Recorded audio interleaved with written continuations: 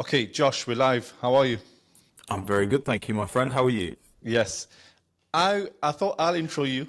You can introduce yourself as well, but I do want to give you an amazing introduction because I think you're an incredible salesperson, but not just incredible salesperson, you're an incredible teacher of sales, but you Thank you. understand sales more than a conversation.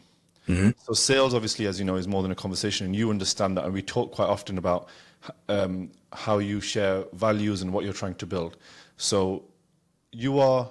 If I just want to give you the stage and just say who you are, what you do, and why people should listen to you. Yeah, of course, of course. So my name's Josh. Quick little sort of backstory to me. I'm actually going through a bit of a transition right now that you know, Usman, yourself. So background about me, I came from the fitness industry. Started my career on £3 an hour. I was working as an apprentice. Since that point, I'll kind of run through this pretty quickly because we don't want to be talking about this all day. But I've done every single job that there is that you can possibly imagine within the fitness industry itself, all the way to building, growing, scaling, and exiting my own online fitness coaching company about 5 years ago now. Since that point, I've been educating fitness professionals and then transitioning that skill set into multiple different industries in regards to helping business owners grow and scale their businesses, helping them be a lot more time efficient, helping them sell, helping them grow. And that's what I've been doing over the last 4 or 5 years. And then very recently, over the last 6 months, I'm transitioning more now into helping entrepreneurs, helping business owners be way more time efficient. So helping them create a lot more freedom in their lives, helping them not only go away and work and work as hard as possible, but how do we work smarter? How do we really scale their businesses whilst we're actually working less and focusing on the things that matter? How do we create time freedom? How do we create financial freedom? How do we create location freedom? And that's what I'm transitioning into now. So very, very brief for you. I know that was very quick, but Yeah. we'd be here all day. I'm No, sure. and I want to take the time to understand as well. And we were just talking before we came live about. I don't know if you share this same as me. I don't want to be seen as a content creator. So I see things as two different ways. You're either a content creator that monetizes and has a business or gets brand deals and partnerships, or you're a business owner that makes content. And I fall into the category of a business owner that makes content. I actually don't want to make clickbait type of content. I don't want to put up like clips that just get clicks. I want to find the right people online. And that it strikes a very hard balance to be able to find the right people, but also get the algorithm push by saying things that you know people will want to see. Correct. Correct. Yeah, I fall into the same category. I mean, I remember when you came to see me in Marbella, actually, and it's always stuck in my head when you spoke about the difference between social media and business media. I don't think anyone's actually put it across in that manner, and it's always stuck in my head. And you are right. I fall into the same category. I'm not using social media for clickbait, for views. I'm using it to help people. So yeah, I'm in exactly the same category. Yeah, and I would even even since our conversation, I'll now class myself even further, and I would say I'm an educator and a business owner, and the way I provide education is through making content. I don't make content for the sake of it, and I actually just want to find the right people. And recently it made me think we both can go down two different routes. We can go into the street and talk to people about sales and try to sell them something and get a lot of clicks. Or I can share specific business tactics with a business owner that has a large business and multiple salespeople. Which one is more likely to go viral and which one is more likely to find me the right customer? They're two completely separate things. Very. And I had to settle for, I actually don't want to grow that big. Not because I don't want to, because I want to find the right people, and my total addressable market is small. Yeah. It's growing slower, I would say, but growing with the right people, as you mentioned. I've always been the same. I've never had the biggest following, like never ever have, but the monetization of the following that I've had, I can sit here now and say that like, confidently I've spoken to every single one of my followers personally. And there's not that many people that can say that when they've got 100,000, a million followers. Yes, obviously that's helpful in regards to business, but you are right. It's got to be the right people. Yeah.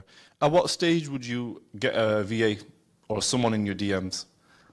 It depends on how you use them. Personally, for me, I'd love to get your view on this as well. Yeah. So for me personally, VAs are very good in regards to instigating conversation, instigating engagement. But the moment that conversation starts to get more personalized, that's where I actually like to step in. I don't want a VA actually doing that for me. Now, to contradict that, if you've got hundreds of thousands of messages actually coming through, then you've probably got to spend a lot of time training the VA. And this is another conversation as well. Most people who hire VAs, they treat them like a VA. They don't treat them like an employee. The best VAs that I've trained and actually put into action are the ones where I've treated them like an A player. So I've actually spent 5, 6, 7, 8 weeks training them, getting them to speak like me, getting them to react in a certain way, getting them to understand the business, the solution we offer, absolutely everything. Most people don't have any luck when it comes to a VA because they just chuck them in their account and get them to hope for the best. That's it. And it's not the right way to do it, in my opinion. So I've now been looking at how. So the first thing I want to give the clear difference between a VA and a setter. A VA is Canva social media posting to me. Might be doing the odd bit of graphics or tasks. And a setter is solely there as a person who's going to generate more appointments. So the constraint that they're working towards, both people, one person's working towards the constraint of actually low leverage activity. The other person is working through the constraint of not enough appointments. Mm-hmm. So therefore, a setter, the way I recruit and put setters in, because I'm going to focus more on that. So if I had a VA in my inbox, that person would just be doing social media posting. In my inbox, I would have a setter because the person is there as a receptionist, as a person to move people into an appointment. And I take the emotion out of my business a lot of the times because it's the best way to make decisions. If I had a small shop or a large shop, it doesn't matter because I need a receptionist there. Someone will message come walk into my shop, aka message my page or follow my page. Therefore, they will receive a message to lead them towards an action and then give them the support. So as you grow your business, you just have the right people there, the frontline staff, to be able to do that. That's point number one. The next thing about setters is how I actually train setters differently is I will find setters currently from South Africa and I will get them, let's say they're going to be $600 a month, $800 a month. And I know I can probably get them $5 to $10 an hour. I will get 5 to 6 into them into a group and get them to do a group activity and pay them $25 for that hour and say, do this for me. And then I would see the best out of those 5 and then hire that person. And it's cost me $25 to be able to pay someone to do a specific task, to do a role play conversation or to do a practice scenario with me. And I save myself so much time. So many people don't even pay beforehand and they cost themselves hours later. Yeah, I completely agree. And it's very smart in regards to the way that you separate VAs into different categories. Not many people do that. Even I've not done that in the past as well. And that's some of the mistakes that I've made when hiring virtual assistants. I've treated them as, oh, they can do everything for me. They're just my personal assistant. And I think a lot of people make that mistake as well. But yes, having that separation is incredibly important. And you are right. You got to pay, you got to test, you got to train them. You can't just expect them to come into your account and start making you millions. And even if I go deeper into the topic of separating it, most people don't even separate on their business a difference between a marketing sales rep and a sales rep. So there's sales development rep and marketing development rep. Correct. Marketing development rep is someone that does all the DMs and moves people from the DMs and sells, will go onto like social media platforms. And a sales development rep will generate appointments maybe from your list and do all the appointments and closing. And because most people don't even know the differences, they don't even know how to manage their staff. They don't even give them the right KPIs. Yes, correct. Completely agree. How would you do KPIs if we can go deep onto KPIs? How would you, like if you were building a sales team now, how would you do KPIs for the sales team? I'd build the sales team gradually, and this is how I've always done it. So I always build it with 1 first. So I always bring in one sales rep because I want to nurture that sales rep to actually manage the sales team underneath. So I like to set the standard with that one person and be quite hands-on with that one person first. So I will work hands-on, one-to-one with just that one sales rep to start with. And then I will actually teach and I'll train that sales rep to do the hiring for me. I would actually do the hiring for the next one or two sales reps, I would actually say, to show how that process done, map the process out. And then I know I've set the standard with the original rep, who is now the sales manager that overlooks everything. I've now gone through the interview process, the training process, absolutely everything, like step by step by step. So in regards to the management of that team, it's looked after because I've been extremely hands-on at the start and then gradually pulled myself away. That's how I personally manage it. I'm sure you do things slightly differently as well. Yeah, the way I do things differently, specifically with sales teams, is I look at the volume of appointments that are coming in, and then that determines of who I need to hire. So if there was a bit like a lot of volume, so let's say there's like 50 calls a week being booked, then I would hire from the top down, which basically means I hire the leader first. So I pay above and beyond salary, 40, 50, 60K basic, and then finding a good sales manager with a high commission. And if it's the constraint is a lot lower, so I've got not as many leads, then I become the manager. If I'm the founder of the business, I'm the sales manager just by default, and I hire the people, but then I need to know how to run those meetings, how to drive performance with those salespeople. Yeah, yeah. And then it's something that we discussed like separately as well. It's building those step-by-step processes for everything, that entire process. However, whether you start from top to bottom or bottom to top, however you actually do it, it's just building those processes. And that's something that I've learned from you. Yeah, I have this saying. I've been doing SOP Saturdays, which is basically every Saturday I write one SOP. Because it's my weakest skill, SOPs. I'm naturally like, when you work in sales, you're not as good as operations. Good salespeople naturally are the type to drop the ball on notes, admin, and activity. And as a business owner, I've had to learn how to do all that stuff. Now I've had to learn how to build CRMs from scratch. I've had to learn, I've just been implementing HubSpot into a large business, and into an 8-figure business, we've been implementing HubSpot and building all the workflows for it. So I've had to become really good at operations and project management. But it's not my natural skill. So now I've had a thing every Saturday where I write one SOP. Yeah, so it's only the last 3-4 years, I would say, operations have actually been important. What are you working towards at the moment? What are you actually building? What I'm building at the moment, so Elliot, as you know, me and Elliot have obviously started and grown Limitless University, where we've been working one-on-one with those business owners, as I've mentioned. Elliot himself is leaning into and actually venturing into creating a new company called The Wise Gentleman, which is going to be a platform with certain pillars in it, actually helping men become all-rounded men, if that makes sense. Me personally, I'm now venturing into a space where I want entrepreneurs and business owners to just be a lot more time efficient, actually create a lot more freedom in their lives. So we're going in two slightly different directions right now.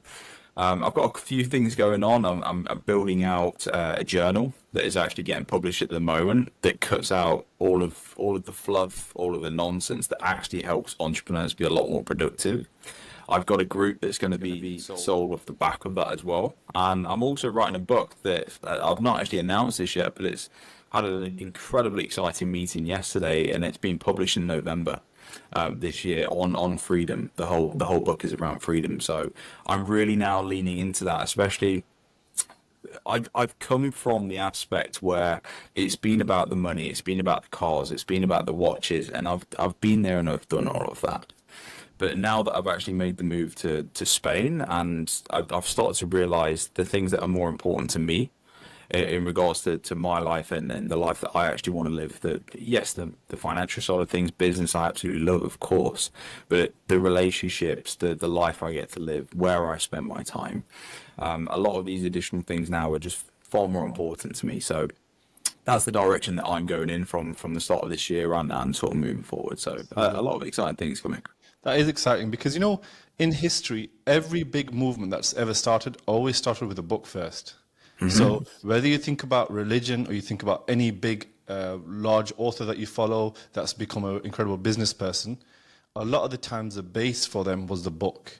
And for me, I left school struggling to write and read properly. I was, in short, I was thick. And because I was thick, because I didn't try. And because I didn't try, because I was lazy, I left school without those skills. So all in my early 20s, it allowed the benefit of being shit at reading and writing was the tool of my tongue became amazing. I became great at talking because Yes. the one skill that I could yield, I practiced more because I wasn't doing other stuff. So I grew up insecure thinking I can't read and write. But then what actually happened was I ended up honing a different skill. And then I started to learn more about reading. And as I read more, I became better at writing. And now I'm now doing a copywriting course and I'm reading more and more. And I've been reading a book more often. And now I've worked the other skill that was weak. So the way I've got to where I am now has been completely different to everybody else. But I can tell you, maybe it's for that young guy who's not confident within a certain skill. It's okay, work your best skill now and then work on the others later. Yeah, yeah. And then from experience watching you, you're a phenomenal networker. So that strength that you've got from talking, and I'm the opposite. I'm learning how to talk and learning how to network now. I've always read a book every single week, like since I was a child. I've always been a massive reader, always been a really good writer, but that's made me quite introverted. So now I'm learning the skill that you started with. It's almost the opposite.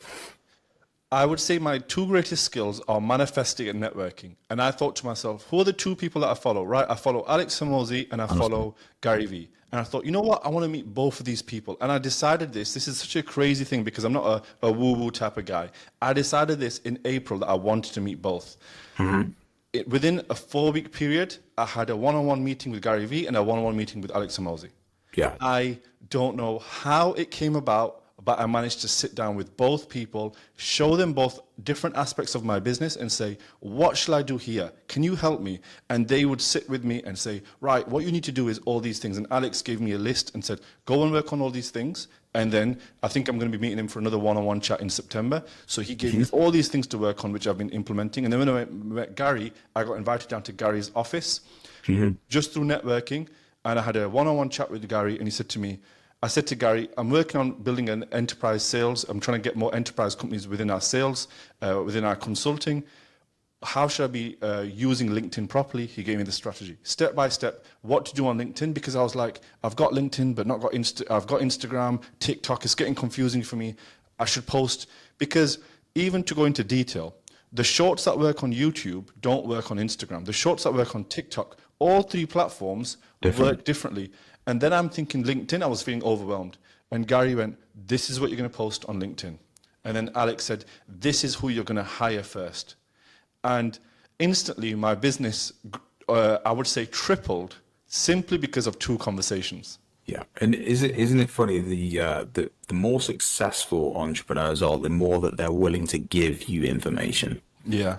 It's the ones that hold back and they try and keep everything behind closed doors that aren't as successful as they seem. And that's one of the nicest things to watch. And like when did we meet? Was it about a year ago now? I think it was about a year ago. A year ago, because you messaged me and said, I messaged all of my followers personally, let's speak. And then I said, let's have a chat. And then I met you in Spain. So I think maybe about a year. That's it, about a year ago now. And one of the greatest things that I've watched just in the last year and with your progress is the action taking, which is something that I actually want you to talk about. I know that you're running the show here, but I'll let you talk about that. But the action taking when it comes to business owners like myself and you is what really, really separates you. But like you said, you had that thought process in April. I'm gonna meet Alex. I'm gonna meet Gary. I'm gonna go do this. But you actually made it happen. That isn't luck. There's no such thing as luck. Every single person has choices in life that they've got to make, and you made those choices to take the action and actually made that a reality, which is incredibly important. And I speak to a lot of business owners. I know you do as well. But there's a lot of people that talk about what they want to do, but there's a very small percentage that actually do it. So yeah, talk about that. It's interesting. I think I don't know how to do anything but to implement, because if I just sit with a bunch of knowledge, there was a time where I just sat with a bunch of knowledge in my head And I know the frustration was when others would talk to me, there used to be this really dark thought in my head, which was, I know more than this guy, but he's way more successful than me. And the accountability of that is, it's because I've not done anything and he's implemented. You're only as good as the knowledge that you implement, not the knowledge that you know. Correct. And I used to know a lot of shit, but implement fuck all. And then I thought, I'm going to start implementing. And I can tell you this, I've only implemented 10% of my knowledge. When I can implement 30, 40%, what can I grow? How can I grow? So my goal at the moment is to grow a £10 million consulting business within sales and to change the way salespeople are seen, because I believe sales is serving. So serving is actually selling, not just selling. And that mission and being really specific with that mission involves implementing daily tasks. Yes. I hired a creative manager, obviously you know Alex, and when I hired Alex 5 weeks ago, I didn't have a studio, I didn't have an office, I didn't have all of these things. I built a full content studio with multiple rooms, multiple meeting rooms, hired more staff, hired different people into our departments, built a project management system, built a new CRM, all within 5 weeks, as well as a social media strategy. So implementing off the back of those conversations that I have has been the biggest win for me. It's so important, and I think a lot of people don't implement as well because they're chasing perfection.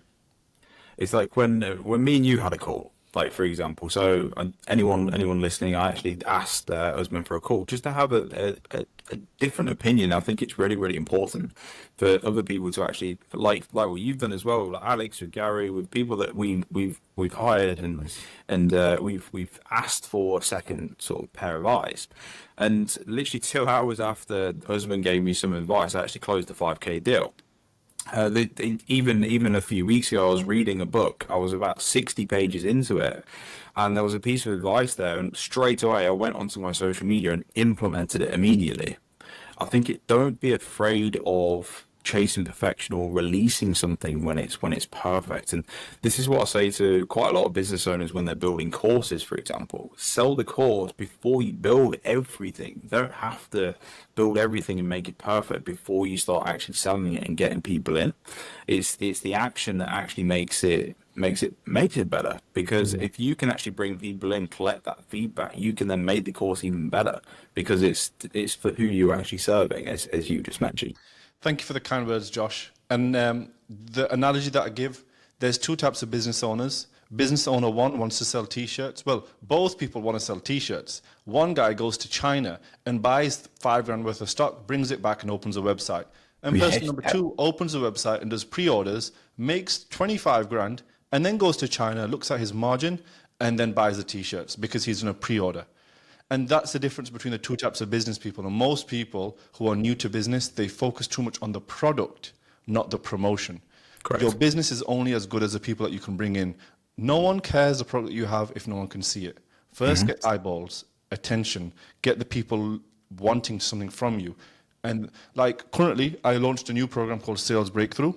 And I thought, I'm going to do this the best possible way, and I'm going to launch it the right way. So you know what I did? I approached 3 people, and I said to 3 people, I'm launching a new program. I'm happily going to give you a discount. I'm going to give you 50% off. Can I work with you to help you on your business? And all 3 said yes. They then came on board to the sales breakthrough program on a discount. And what I've been doing is every 4 weeks been saying to them, can you give me feedback on how you're finding this system I've implemented and how I'm finding this and these resources? And the feedback, because I've given him from the start, please be honest with me so I can improve. And now, within 6 weeks of this program being launched, the way we're doing our delivery through Slack and all the automations are completely different. Like so I'll tell you exactly how we onboard people onto Slack and how we save so much time.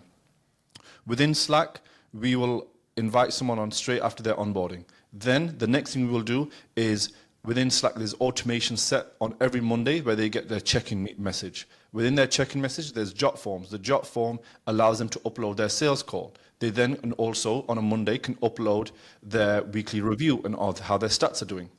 And now I've automated an entire thing that used to take us 7 or 8 messages.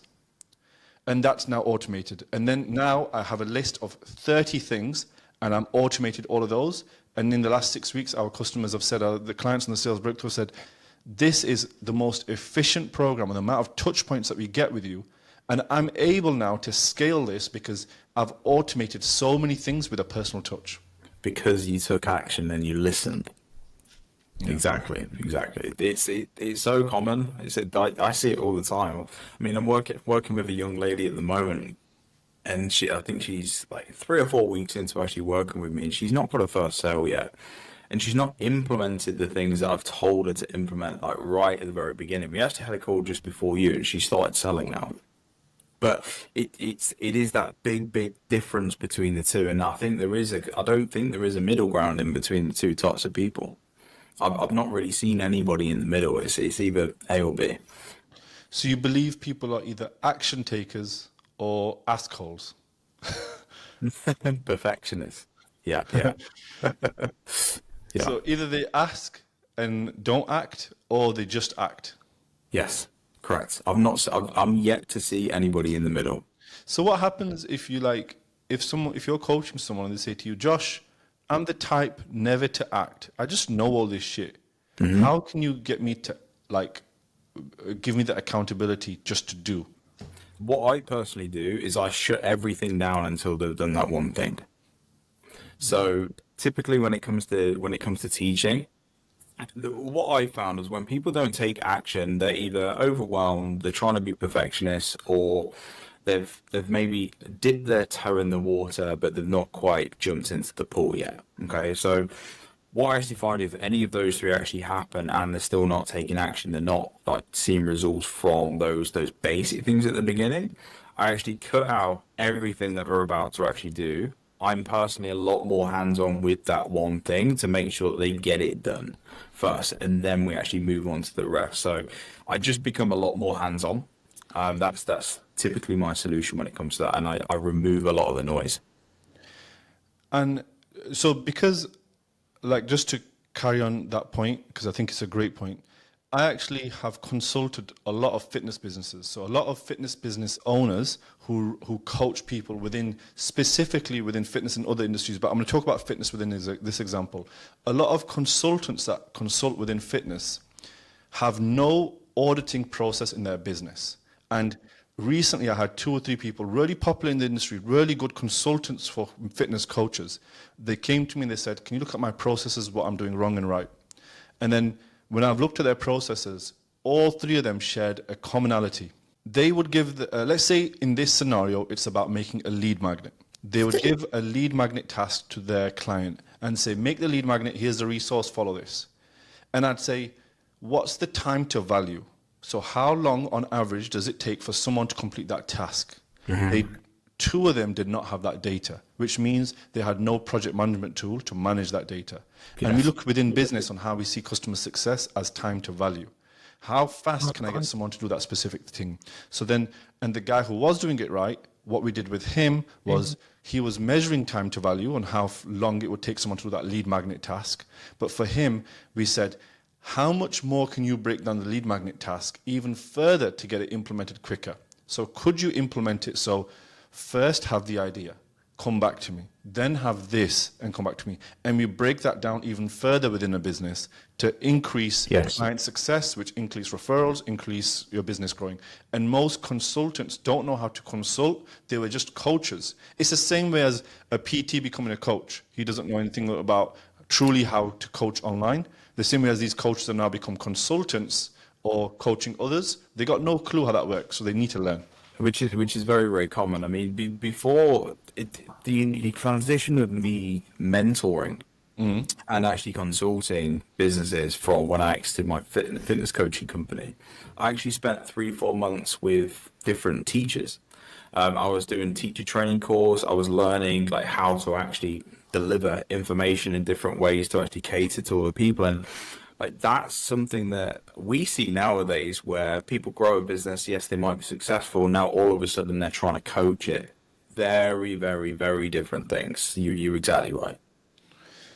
What is your main thing that you're teaching at the moment? Because you're very broad in your knowledge, because I've seen that you do sales, you also teach funnel building. So you'll teach the sales process, teach the sales copy. Which area do you help people with? Is it just broad spectrum or is it a specific area?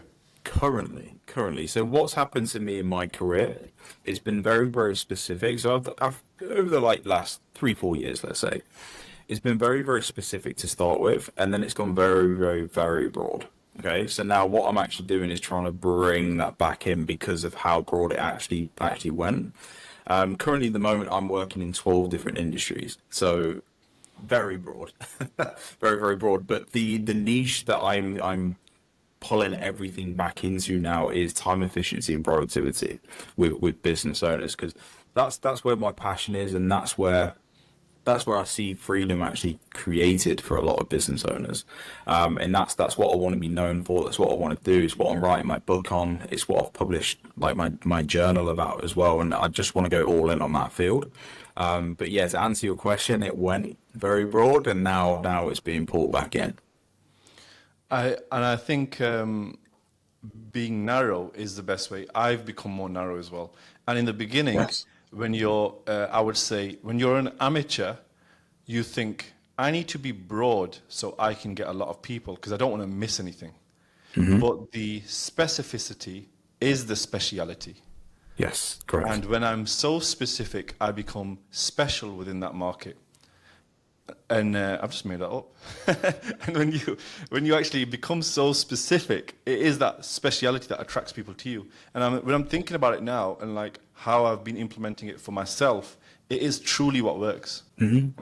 Yeah, 100%. And I'm not saying the last 3-4 years hasn't taught me anything, because it really, really has. And transferring those skills to many different industries has been a very, very big learning experience that I'm very grateful for.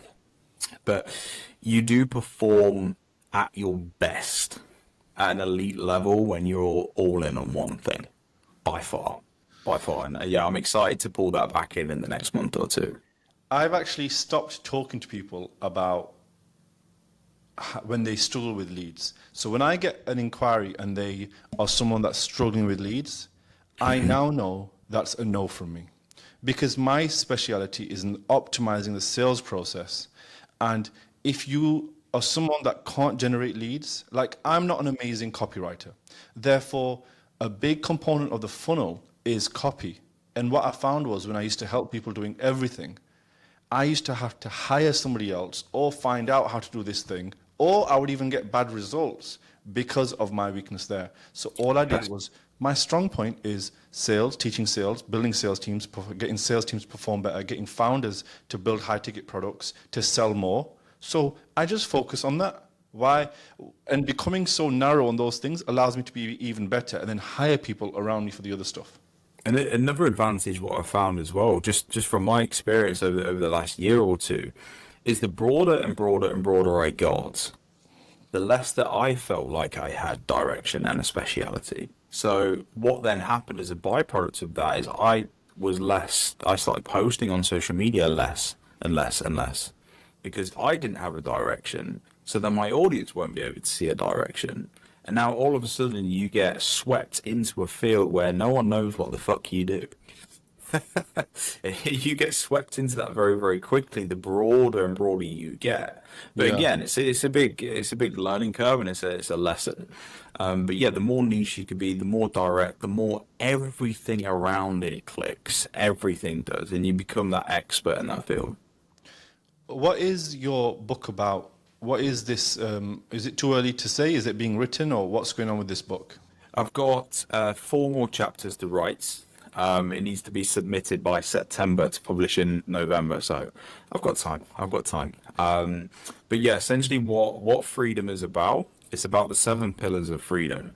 So when I ask most people, what does freedom mean to you? They say financial freedom, time, location.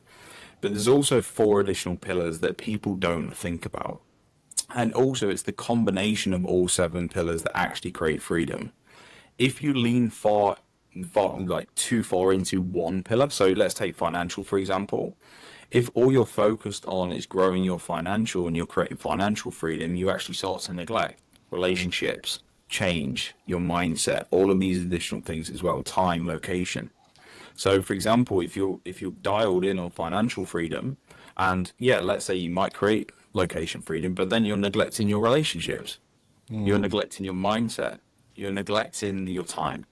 You're neglecting all of these additional things. So the book is truly about how you can blend all of those aspects of freedom into one and create a life that includes a nice balance of all seven of them. That's really good. And there's currently a trend online for the last year or two, which is, the red pill movement. And Yeah. I am so against the red pill movement and what it stands for. And every guy that I see online, the easiest way for them to get clicks is, oh, I love the red pill movement. This is why I think this way. This is what I think you should be doing as a man. And every time I've worked with those people, they are all a bunch of fannies. They don't know dick about dick. And I've worked enough with these red pill guys to work out they don't know anything. No. And they're all lost. And what they honed on to was a trend market. I don't do no trend market. I believe in emotional intelligence and I believe in compassion. And if you're just buying a trend, you run out of steam very quick. And most people online are buying into men should behave like this, drive a car like this. You don't have to do anything. I just have to, I want to make a lot of money. I want to be rich, but I don't have to be a dick about it. It's because people have forgotten how to think for themselves. So the way that social media has been, and I'm not even that old. I think we're around the same age. But when I was a child, I was riding my bike. I was scuffing my knees. I was having to come back home just before it went dark. I was still in that last era where children were children, and then I've grown up with the development of technology, which I'm really thankful for. I was born in that time. How old are you? I'm 28. Okay. So, I was just in there. so I'm 32, which means I'm the generation that was the last to use a phone box. So when I was 15, 14, I would use the phone box to call home. But then I also had the iPhone when I was 17, 18. Which means I was a transitional age where there was a life before the iPhone and the life after the iPhone. Anyone under 25 doesn't know the previous life. No, exactly the same. Exactly my point as well. And I think people are growing up these days with social media, and it's such an attachment to their personality and to their life. The reason you have a lot of people like that is because they haven't had the chance to think for themselves. They see this content online and they think, this is how I should act, this is how I should think, this is what is right, this is what is wrong, because they're just being completely influenced by their phones. They've not had that real life transitional experience. And that's why you see a lot of these people who are the red pillars, the blue pillars, the whatever fucking pill they want to take. There's not a lot of people that can actually think for themselves. I've seen the green pill now. Now I've been seeing the green pill everywhere. The green pill, yes. It's going to get every colour. I'm going to launch the pink pill with my pink top. I just don't take pills. Don't take pills, kids. Don't take pills. Just work. Just do your work. And the easiest way is if you just do the work, everything else works out. You don't need to complicate it. And I'm sure your 7 pillars of freedom have something to do with how you have to earn the freedom. It doesn't just come to you. Can you explain that? Yes, absolutely. You can't just snap your fingers. And I actually spoke about it in the book. So one of the chapters that I've written recently, I won't delve into it too much, but I actually spoke about how I'd earned the freedom before my wife earned the freedom. And then you've got this conflict in a relationship where you've earned the freedom, but then your wife's not earned the freedom. But relationships is a very important aspect of having freedom. So then the aspect of actually slowing down and getting your team to come with you is a very, very important aspect. So it's not just you earning it. It's the people that you love and the people that are around you. They've got to earn it as well. And the circle that you start to construct and you start to choose the people around you. There's so many different elements to it. And I think this is what led me to want to write the book in the first place, because there's so many components to it to get everything to gel. And it's a hard task. It's really anyone can lean into one of the pillars and do a phenomenal job of it. It's not that difficult. But to get all of them to blend it takes a special step by step. When you said that, it made me think how you could earn financial freedom and gift financial freedom to your partner. Correct. So freedom can also be gifted. Exactly. But then that's what happened to me. I did that. I retired my wife at 24 years old.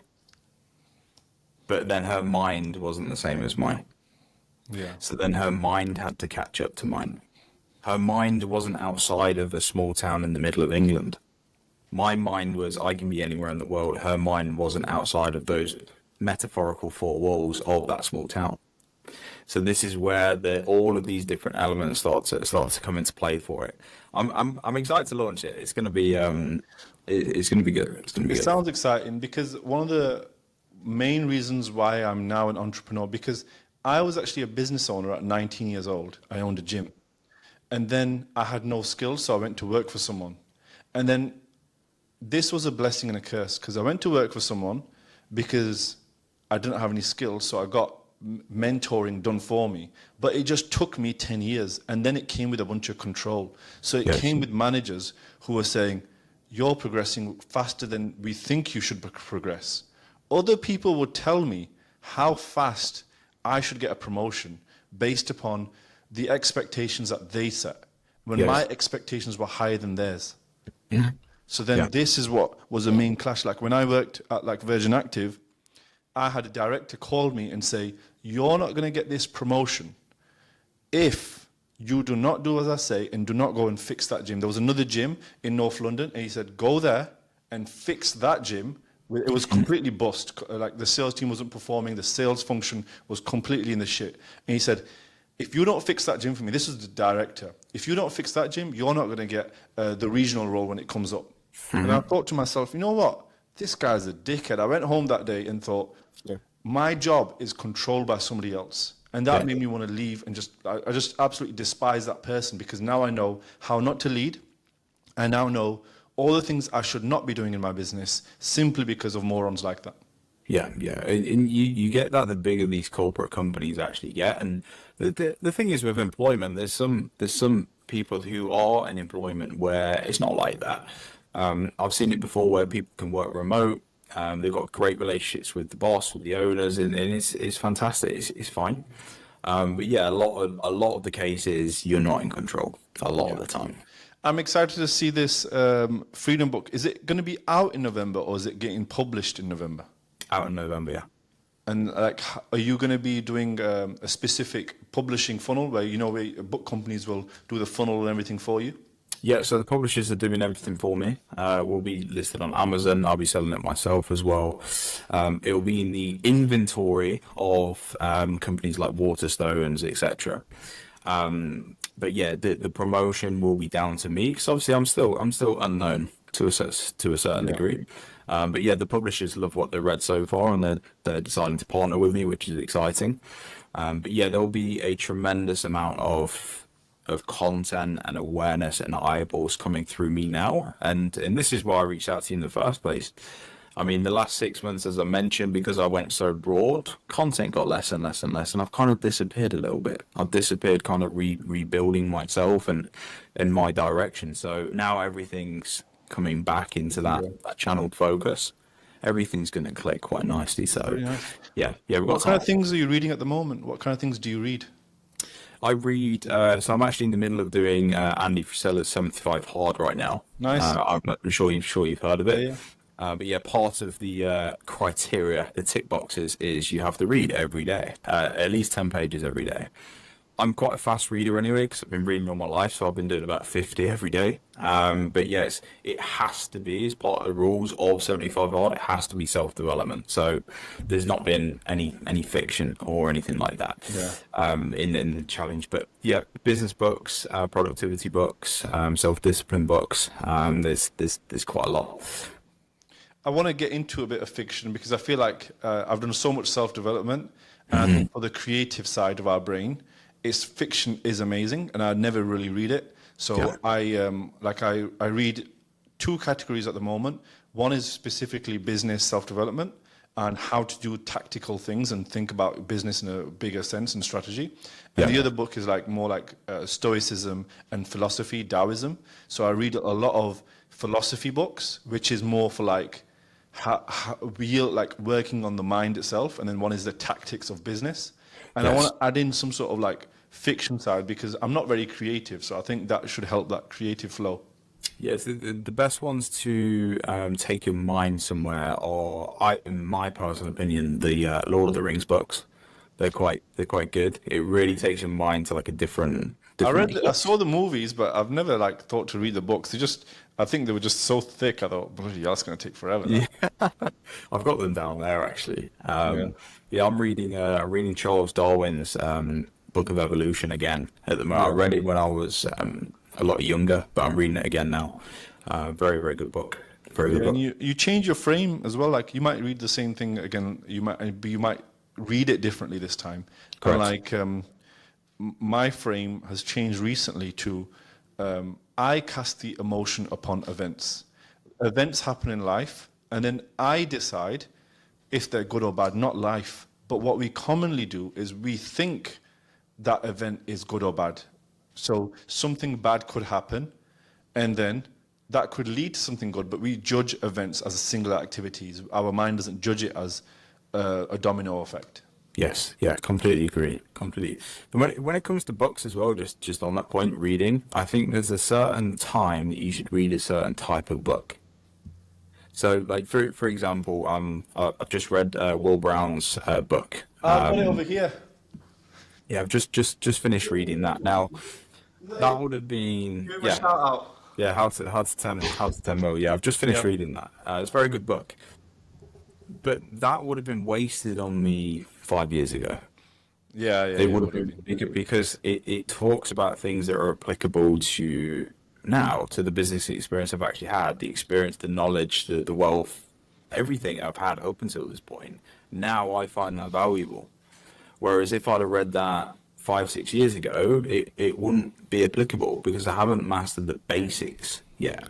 So I do believe that there is a certain time that you should read a certain type of book as well. That's amazing. I'm going to put a little chair in my office just for reading so I can stop and separate tasks because I have the bad habit of multitasking and then dropping the ball, and the speed of how you multitasking never seems to work.